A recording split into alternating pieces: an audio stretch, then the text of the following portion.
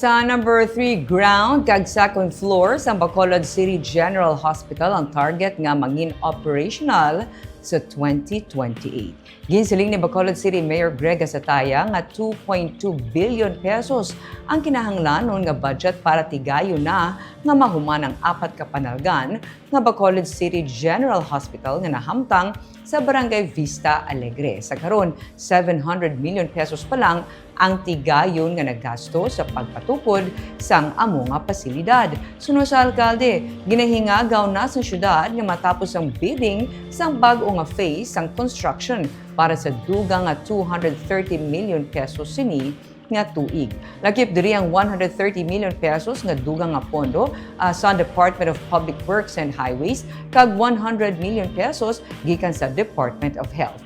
Yara pa lang sa 42.27% ang budget nga na-release para sa ospital. Dugang panig sa taya, hindi pa makahatag ang syudad sa nga eksakto nga tuig kung saan umatapos ang kabubusan sa hospital. Apang target sini nga mangin operational na ang ground floor kag second floor sa hospital sa 2028. Sunod man sa rekomendasyon sang DOH. Pagklaro niya, multi-year ang budget para sa amo nga pasilidad kag depende man sa gobyerno nasyonal kung saan ini mahatag sa syudad agud magpadayon ang construction.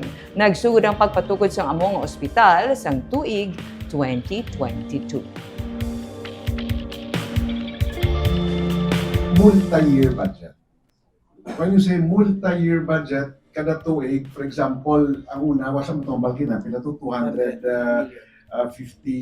million. So ang 200 million was implemented kag tapos na siya.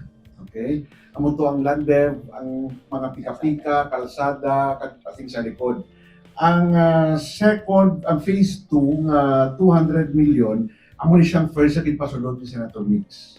Okay? So, mo to kay laging ipakita kung din na part, tatapos na to siya. Ang third is 250, amo naman yung halin sa DOH. Okay? And then, ang ginpasulod kapag ni Senator Mix, amo yung 100 million for bidding pa ni sa DPWH. And another 100 million from DOH, again, for bidding.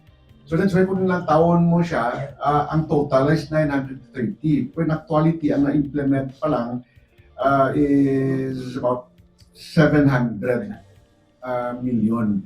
And ang ginahambal nilang percentage is based on the proposed nga budget sa build and design na ginimo sa syudad